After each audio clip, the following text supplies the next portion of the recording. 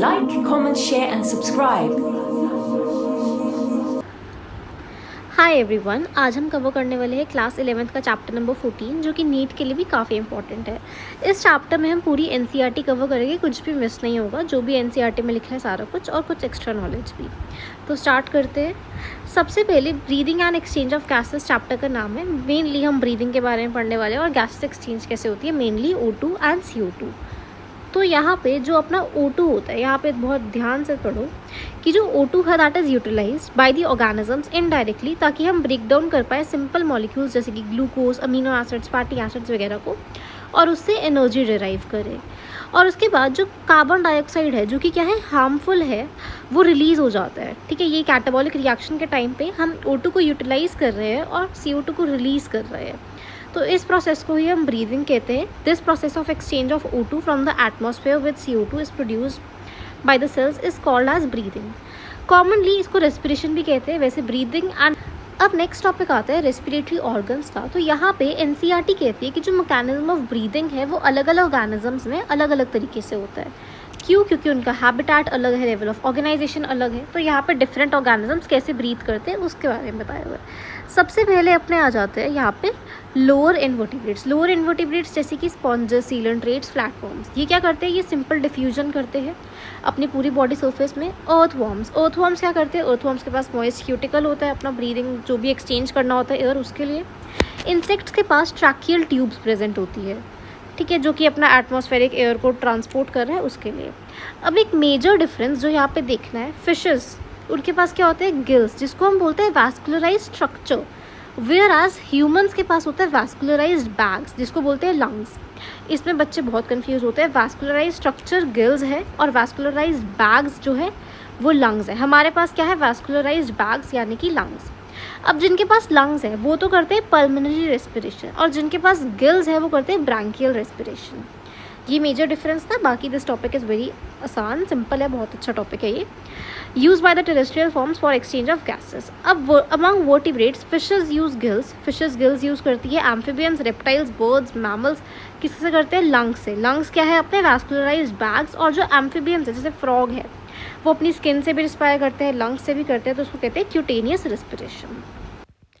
अब next topic आता है ह्यूमन रेस्पिरेटरी सिस्टम का। ये पूरा ह्यूमन रेस्पिरेटरी सिस्टम है अपना डायग्राम के साथ गिवन है। इसको रीड करने से पहले हम एक फ्लो चार्ट की हेल्प से इसको समझते हैं। सबसे पहले अपने पास आ जाता है नॉस्ट्रल्स, फिर nasal passage, nasal chamber, pharynx जो कि फूड, वाटर और एयर की एंट्री के लिए होता है, लेरिंग्स जो कि साउंड बॉक्स है। फिर उसके बाद अपना आ जाता है ट्रैकिया। ट्रैकिया फर्दर डिवाइडेड है primary, secondary and tertiary bronchi में। ये जो ट्रैकिया है, उसके बाद इनिशियल ब्रोंकियल्स, फिर टर्मिनल ब्रोंकियल्स, एंड उसके बाद इवेंचुअली अपने पास आ जाता है एल्वियोली। ये नीचे नहीं हो रहा, हाँ, एल्वियोली। इतना समझ आया। अब इसको एक बार रीड कर लेते हैं हम एनसीईआरटी से। तो एनसीईआरटी ये कहती है कि हमारे पास एक पेयर ऑफ एक्सटर्नल नॉस्ट्रल्स है जो कि अपर लिप्स के ऊपर है। फर्दर वो जाता है नेजल चैम्बर पे with the help of nasal passage. Nasal chamber जो होता है वो फेरिंग्स में ओपन होता है। फेरिंग्स एक ऐसा पोर्शन है जो कि मैंने पहले ही बताया था, फूड एंड एयर के लिए। फेरिंग्स किसकी हेल्प से ओपन होता है, लेरिंग्स की हेल्प से। लेरिंग्स इनटू ट्रैकिया, जो कि लेरिंग्स क्या है, कार्टिलेजिनस बॉक्स है जो कि साउंड प्रोडक्शन में हेल्प करते हैं, इसलिए उसको क्या बोलते हैं, हम साउंड बॉक्स भी बोलते हैं।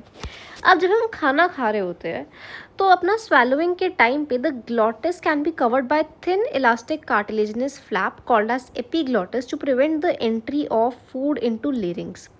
लेरिंग्स मेरा क्या है, साउंड बॉक्स है। अब ये जो साउंड बॉक्स है ये ना थिन कार्टिलेजिनस फ्लैप से कवर हो जाता है जिसका नाम है एपीग्लॉटिस, ताकि फूड की एंट्री उसके अंदर ना हो।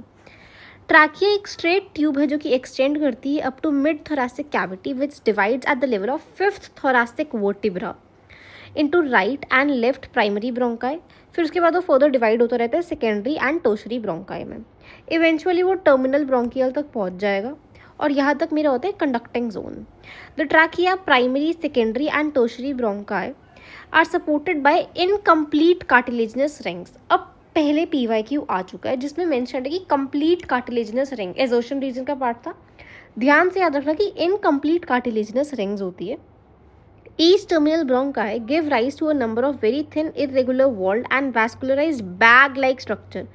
Humans के पास क्या होता है, vascularized bag होता है, ठीक है, और फिशेस के पास vascularized structure होता है जो कि गिल्स है। हमारे पास क्या है, vascularized bags है।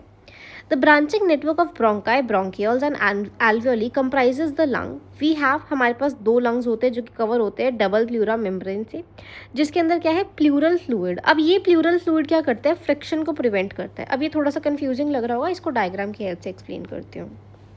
2 पेयर ऑफ लंग्स है ना।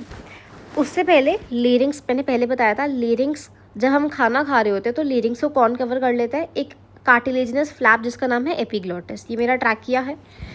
अब जो मेन चीज़ है वो देखने की ये है कि ये जो मेरे 2 लंग्स हैं इनके बाहर प्लूरल मेम्ब्रेन है, और यहाँ पे 2 प्लूरल मेम्ब्रेन है, एक आउटर एक इनर। जो आउटर वाली होती है उसको बोलते हैं पेराइटल प्लूरा, और जो इनर वाली होती है उसको बोलते हैं विसरल प्लूरा। ये अंदर वाली इज विसरल प्लूरा और बाहर वाली इज पेराइटल प्लूरा। अब जो बाहर वाली लेयर है वो थोरैसिक कैविटी की, थोरैसिक चैम्बर के कॉन्टैक्ट में है, सॉरी, और जो अंदर वाली लेयर है वो लंग्स के कॉन्टैक्ट में है। सिंपल सी बात है कि जो अंदर वाली लेयर है वो ऑब्वियस सी बात है कि वो लंग्स के कॉन्टैक्ट में होगी, और बाहर वाली थोरैसिक चैम्बर के कॉन्टैक्ट में होगी। और ये जो मेरा एल्वियोली है, alveoli is nothing but vascularised bag है। फिर यहाँ पे प्लूरल कैविटी प्रेजेंट है मेरी, जो कि यहाँ पे फ्रिक्शन को प्रिवेंट करते हैं। यहाँ पे जो ये प्लूरल फ्लूइड होता है ये मेरा फ्रिक्शन को प्रिवेंट करता है। ये डायाफ्राम है, एक सेकेंड, हाँ, ये डायाफ्राम है जो कि इंस्पिरेशन और एक्सपिरेशन के टाइम पे कॉन्ट्रैक्ट या फिर रिलैक्स करता रहता है। अब जो मेरा प्लूरल फ्लूइड है उसके बारे में कुछ और चीज़ें पता होनी चाहिए। ठीक है भाई, फ्रिक्शन प्रिवेंट करता है, पर ये शॉक एब्जॉर्बर भी है, ये वियर एंड टीयर का काम भी करता है, ठीक है ना।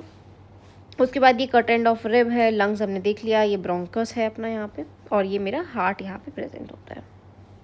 एक और चीज़, ये जो मेरा नॉस्ट्रल से लेके टर्मिनल ब्रोंकियल्स तक का पार्ट है ना, ये जो है मेरा कंडक्टिंग पाथवे है। अब कंडक्टिंग पाथवे का काम क्या है, ह्यूमिडिफाई करना, क्लियर करना फॉरेन पार्टिकल्स को, और टेम्परेचर को अपना स्टेबल करके रखना, मैच करना टेम्परेचर को। वेयर एज जो मेरा एल्वियोली वाला पार्ट है, ये जो नीचे है एल्वियोली, ये मेरा रेस्पिरेटरी पार्ट है, ये सरफेस प्रोवाइड करते हैं फॉर द डिफ्यूजन। इतनी चीज़ जाननी इंपॉर्टेंट थी, इसके बाद आगे बढ़ते हैं। अब मैंने पढ़ा था कि ये फ्रिक्शन को रिड्यूस कर रहा है, जो भी प्लूरल मेम्ब्रेन थी। The outer pleural membrane is in the close contact with thoracic. मैंने पहले भी डायग्राम में एक्सप्लेन करा कि जो बाहर वाली लेयर है वो थोरैसिक चैम्बर के कॉन्टैक्ट में है, और अंदर वाली visceral pleura is in the contact with lung surface, ठीक है। अब ये जो पैराग्राफ है ये मैं पूरा एक्सप्लेन कर चुकी हूँ, इसको बस एक बार रीड करना है। ये देखो, यहाँ तक हमें पता है कि भाई इनर प्लूरल मेम्ब्रेन किसके कांटेक्ट में है, लंग्स के कांटेक्ट में है। और जो पार्ट स्टार्ट होता है एक्सटर्नल नॉस्ट्रल से लेके अपना टर्मिनल ब्रोंकियल्स तक, वो कौन सा होता है, कंडक्टिंग पार्ट होता है। और एल्वियोली वाला मेरा कौन सा होता है, रेस्पिरेटरी पार्ट, ठीक है। ये रेस्पिरेटरी पार्ट या फिर एक्सचेंज पार्ट, कुछ भी कह सकते हैं। अब जो मेरा कंडक्टिंग पार्ट है, कंडक्टिंग पार्ट का मैंने बताया था वो 3 काम करेगा।